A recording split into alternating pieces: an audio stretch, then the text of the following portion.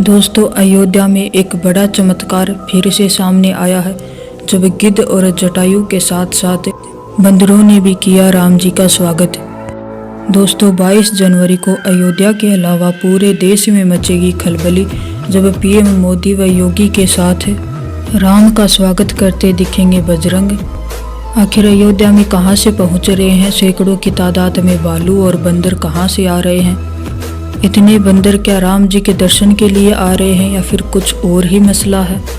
दोस्तों, सब जानते हैं कि 22 जनवरी का दिन सभी भारतवासियों के लिए ऐतिहासिक दिन होने वाला है, क्योंकि 500 वर्षों के कड़े संघर्ष के बाद ये दिन हमें नसीब हुआ है और हम बहुत ही भाग्यशाली हैं कि हम राम जी की प्राण प्रतिष्ठा होते हुए देखेंगे।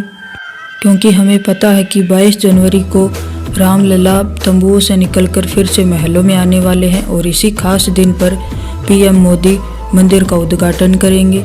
इसके साथ साथ सीएम योगी, सचिन तेंदुलकर और भी बड़े बड़े सेलिब्रिटी इस भव्य समारोह का हिस्सा बनेंगे।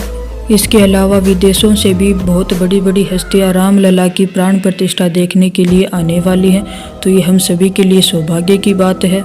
दोस्तों, वैसे तो पूरी की पूरी अयोध्या राम की जन्मभूमि मानी जाती है, लेकिन जब आप अयोध्या आएंगे तो आपको विभिन्न मठों, विभिन्न धार्मिक स्थानों पर बंदर तो जरूर देखने को मिल जाएंगे। लोग इनकी सेवा करते हैं, इनको हनुमान जी का रूप मान करके इनकी पूजा करते हैं, इन्हें फल फ्रूट खिलाते हैं। तो वीडियो में आगे बढ़ने से पहले यदि आप एक सच्चे सनातनी हैं तो वीडियो को लाइक कर दीजिए और कमेंट बॉक्स में जय श्री राम जरूर लिख दीजिए।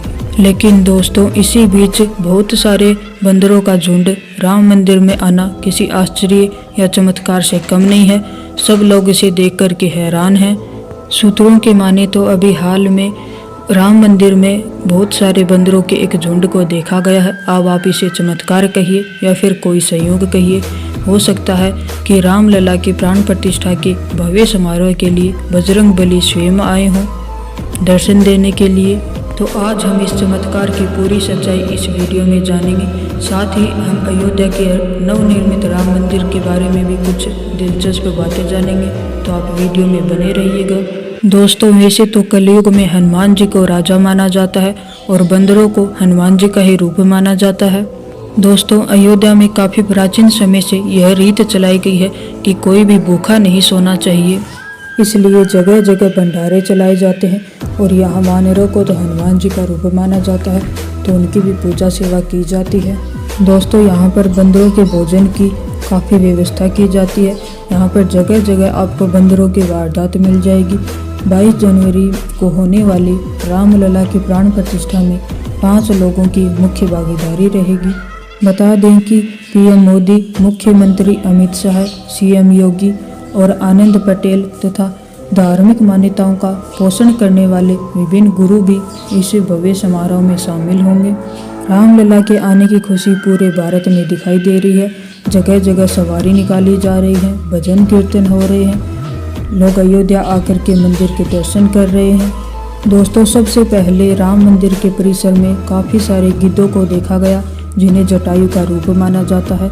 रामायण में जटायु का वर्णन भी मिलता है। कहते हैं कि जब रावण सीता का हरण करके ले जा रहा था, तब जटायु ने सीता जी को छुड़ाने की बहुत कोशिश की, लेकिन रावण ने उनके पंख को तलवार से काट दिया और जटायु घायल हो गए।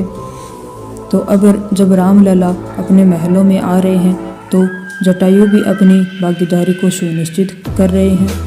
दोस्तों, रामलला की प्राण प्रतिष्ठा की खुशी केवल भारत में ही नहीं, विदेशों में भी है।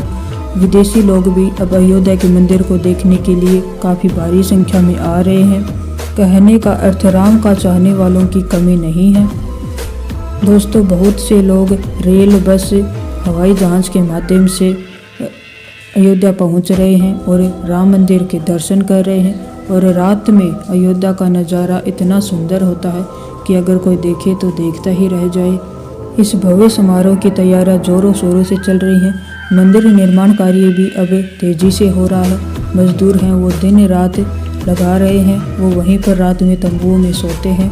आपको बता दें कि राम मंदिर के निर्माण कार्य में सीमेंट और लोहे का प्रयोग बिल्कुल भी नहीं किया गया है। यह केवल पत्थरों से बना है और इस पर सुंदर सुंदर चित्रकारी की गई है, मीनाकारी की गई है, जो कि देखने के लायक है।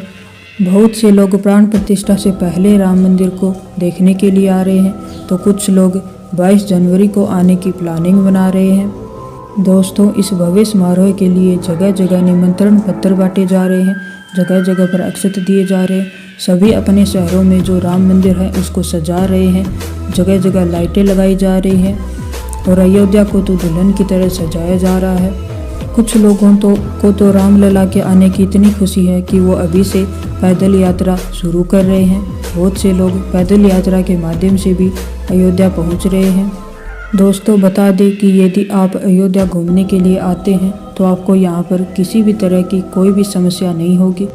यहाँ पर रहने की, खाने पीने की सभी तरह की उत्तम व्यवस्थाएं की गई हैं और वो भी फ्री में। आपका बिल्कुल भी रुपए हैं वो नहीं लगेंगे, सारी व्यवस्थाएं फ्री में की गई हैं।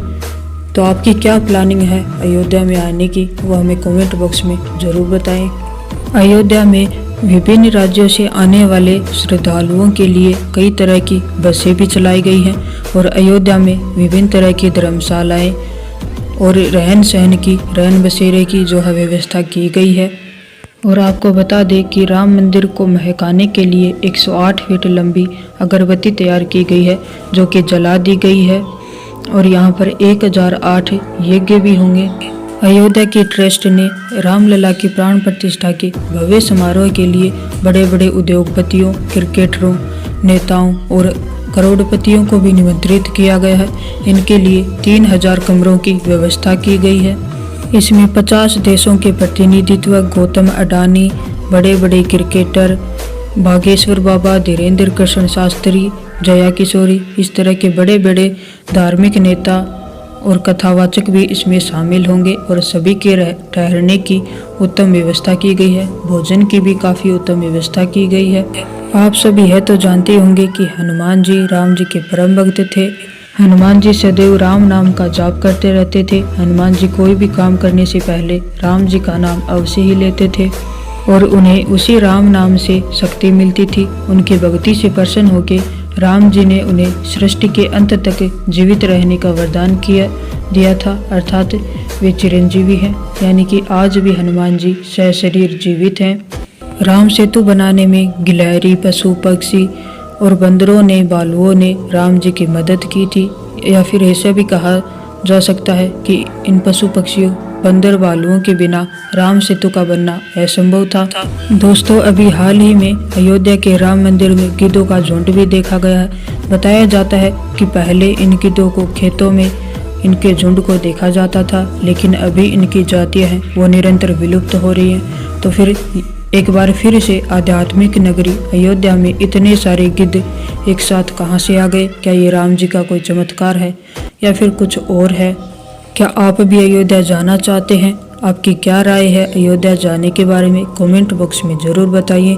और इन चमत्कारों के बारे में आपकी क्या राय है? क्या आप इन्हें राम जी का चमत्कार मानते हैं या नहीं? ये भी हमें कमेंट बॉक्स में ज़रूर बताइए। आपको बता दें कि रामलला की प्राण प्रतिष्ठा के बाद बंटने वाले प्रसाद के लिए 90 टन लड्डू तैयार किए गए हैं जो कि टिफिन में डाल करके दिए जाएंगे। प्राण प्रतिष्ठा के भव्य समारोह के बाद ये प्रसाद सभी में वितरित किया जाएगा। तो आप भी अयोध्या अवश्य ही पूछिएगा। यदि आप 22 जनवरी को ना आ सके तो उसके बाद आइएगा और रामलला के दर्शन कीजिएगा। तो एक बार कमेंट बॉक्स में जय श्री राम जरूर लिख दीजिए।